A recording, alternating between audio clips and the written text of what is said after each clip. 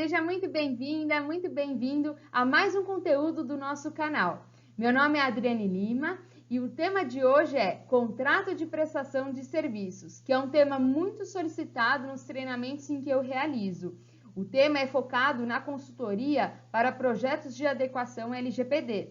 Muitas vezes você já fez a parte mais difícil, que é apresentar o seu negócio, fechar o negócio. E agora, como formalizar esse serviço? Vamos lá!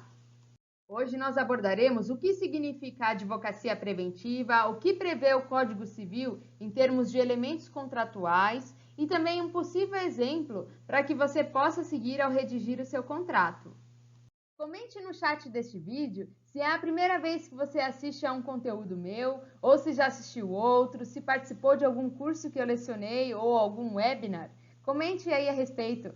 Meu nome é Adriane Lima, sou advogada consultora em Direito Digital, Direito Empresarial e também em projetos de adequação à LGPD e ao GDPR. Sou professora em cursos de formação de DPO, Data Protection Officer, como é conhecido no exterior, e também em cursos de pós-graduação em proteção de dados e em compliance digital.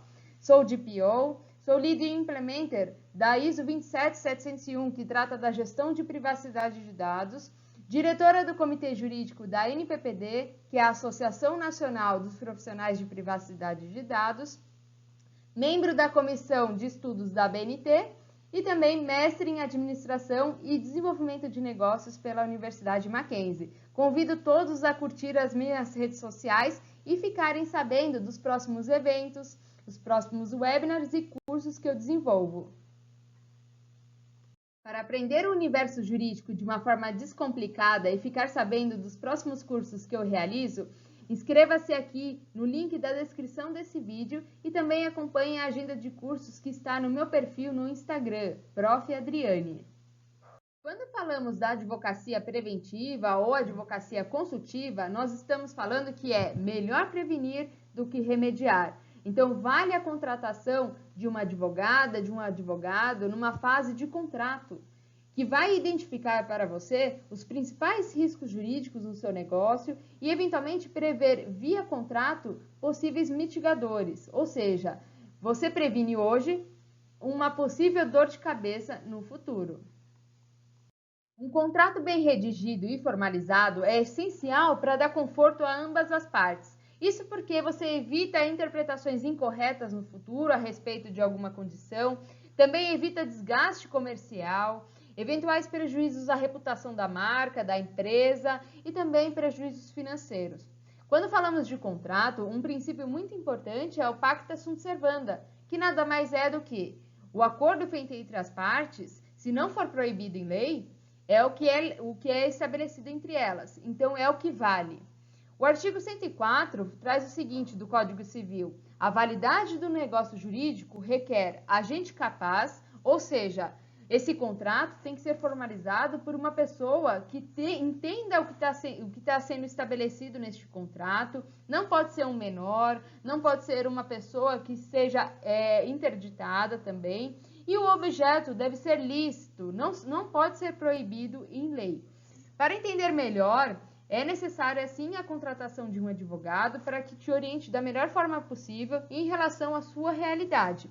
Tanto é que o Código Civil, essa lei de 2002, ela é bastante extensa, né? Ela tem mais de 2.000 artigos e, sim, depende de um profissional da área jurídica para te ajudar na melhor interpretação dela e trazer as melhores soluções a eventuais riscos jurídicos que o seu negócio pode ter. Também vale a pena destacar a doutrina, né? Então, os autores jurídicos que trazem aí os conceitos em relação aos contratos. Então, tudo isso ajuda a estabelecer a melhor forma de prevenir eventuais discussões no futuro em relação ao seu negócio. O Código Civil traz também, no artigo 421, que a liberdade contratual será exercida nos limites da função social do contrato.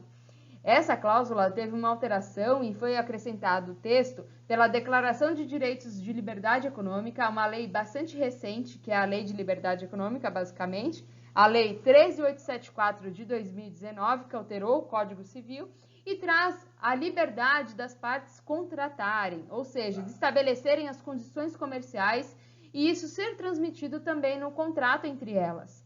No artigo 421-A é tratada a questão de que as partes negociantes poderão estabelecer parâmetros objetivos para a interpretação das cláusulas negociais e de seus pressupostos de revisão ou de resolução. Então, o próprio contrato pode prever a relação negocial, mas também eventuais situações em que é possível a revisão por uma das partes, a solicitação de revisão de uma condição, por exemplo. Se por acaso para uma das partes ficar mais onerosa ali a questão do cumprimento do contrato, é possível eventualmente ter essa previsão de revisão contratual e chegar a um consenso mesmo entre elas.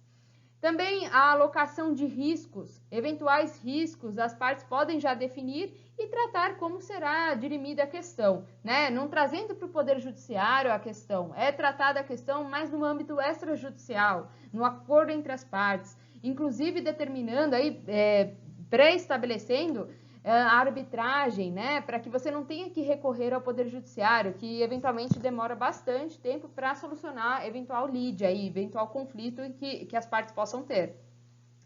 A questão também da prestação de serviços, para se você estiver redigindo um contrato, vale a pena você dar uma olhadinha no Código Civil, no capítulo 7, que trata especificamente do tema de prestação de serviços.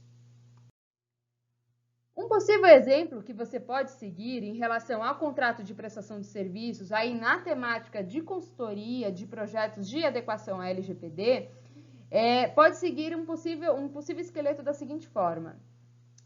Inicialmente, você descreve as partes, né? Então, ali tem o contratante, normalmente o seu cliente, você qualifica essa parte, essa empresa.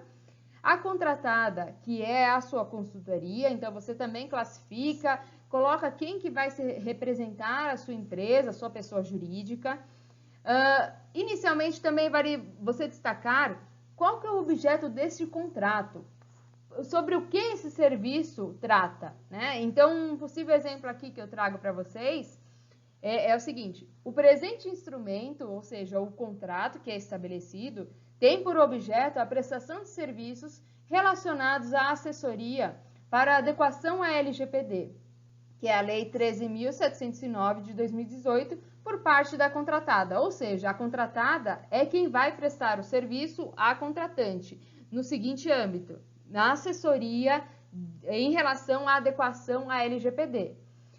Depois também você destaca numa cláusula seguinte como que vai ser realizada essa prestação desse serviço. Se vai ser na sede da empresa, se vai ser remoto, você coloca as condições da prestação de serviços aí para evitar eventuais discussões depois, né? Então, as partes eventualmente uma das partes pode falar, olha, eu achei que era uma coisa e na verdade é outra, e aí ter alguma discussão nesse sentido. Então, é bom estabelecer desde o início quais são as condições dessa prestação de serviços.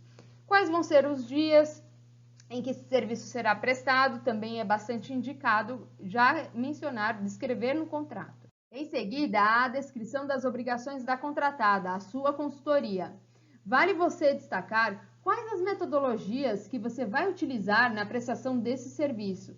Por exemplo, o Agile colabora no sentido de que você entenda as partes envolvidas, inclusive com a entrega de valor a cada sprint. O COBIT ajuda você na fase de mapeamento dos processos, na governança. É essencial que você compreenda os principais aspectos do COBIT.